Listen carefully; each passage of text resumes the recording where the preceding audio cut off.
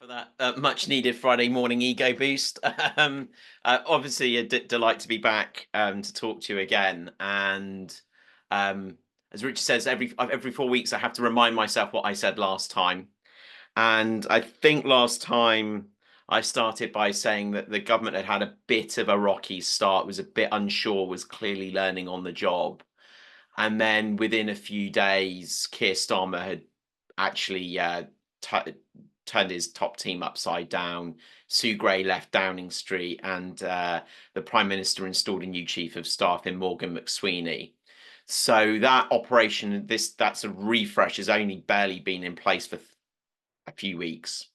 Um, and the question at that point was, well, look, is it really the staff? Is it the Downing Street operation that's the problem, or is there a deeper issue with the leadership of the Prime Minister?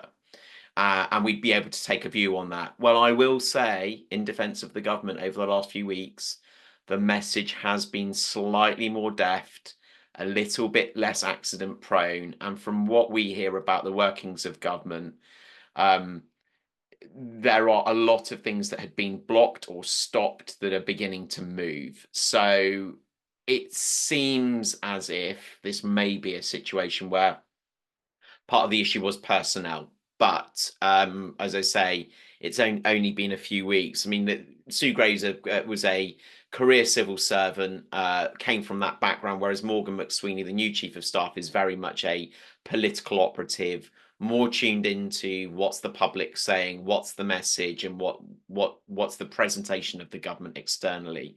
So you would hope and expect for the government to have a better grip on its external message. All right, so I'm obsessed by that stuff because I work in political communications. But what about the substance? Well, it's also been busy on the issue of substance as well. The government hosted its investment summit a couple of weeks ago, where it invited in actually lots of large companies, institutional investors together to make the case for investment in the UK. I think the main thing that I take from that summit was there was quite a lot of disquiet about the alleged poor organisation of that.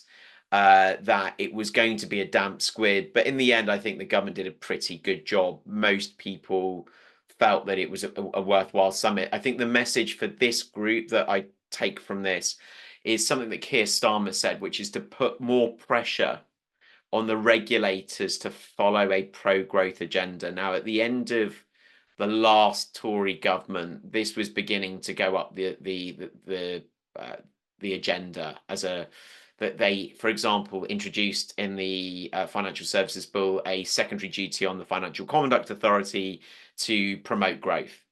And that was because there was this sense that regulators were just being too safe. They were, we'd have the stability of the graveyard, that regulators were too interested in preventing corporate failure of any form, and therefore that was kind of damping down risk taking. So Starmer made some quite interesting comments on that, and I think this is particularly pointed at the CMA. You need to be thinking about what you're doing to promote growth, as well as regulate markets for safety and security.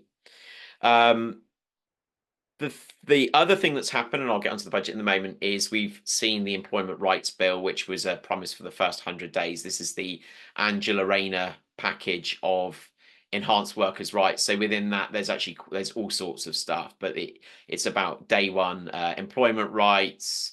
The regulation of 0-hour contracts is in there. There will be more to protect the ability for trade unions to organise. So that's coming down the line as well.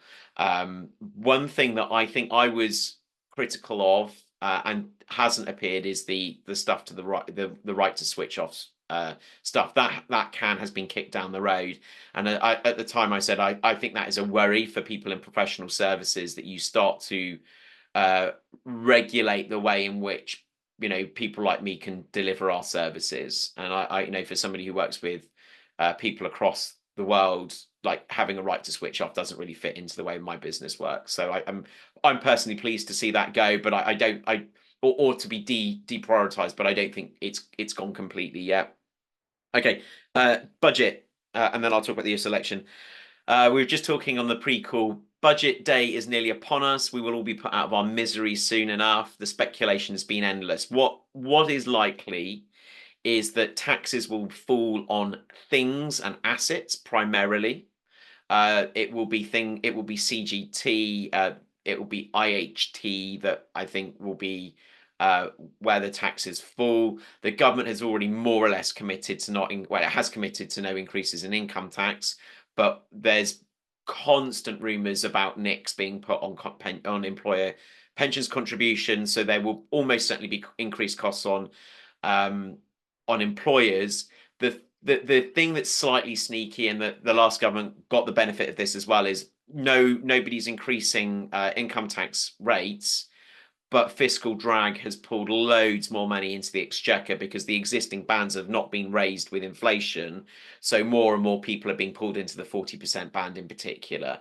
So the government will certainly benefit from that. The thing that I said would be really impactful and to look out for, perhaps more impactful than anything else announced in the budget, is what Rachel Reeves would do with the fiscal rules to allow more borrowing. And in Washington yesterday, she announced just that they are going to revise how the government's balance sheet is used in calculations of public debt.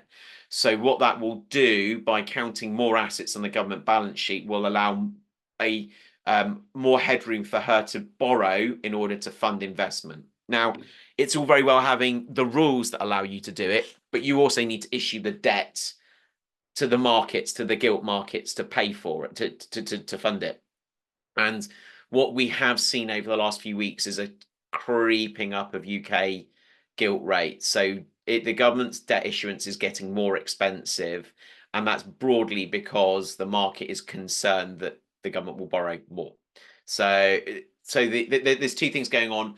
Institutional investors, particularly big pension funds, are saying, look, it's good. We want the government to borrow more if it funds productive investment, but nevertheless, there's still this residual nervousness, which I think follows on from the sort of calamitous mini budget about the fiscal sustainability of the UK. So that's why you're going to have this sort of duality of borrowing more to increase investment, but actually potentially quite a hard spending settlement for public services in a bid to show the markets that the government is not spending more money than it can afford to.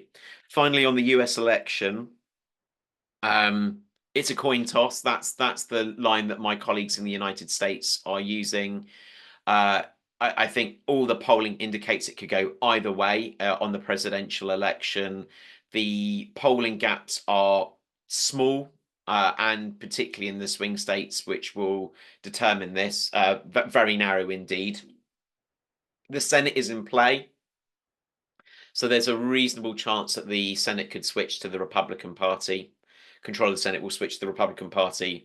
And my understanding from my US colleagues is the House could go either way. So the permutations of outcomes in this election are quite wide.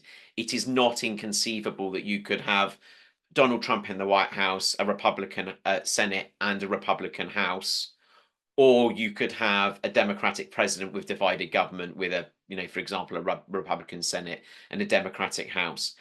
So we don't know, and none of my colleagues are putting any money on it.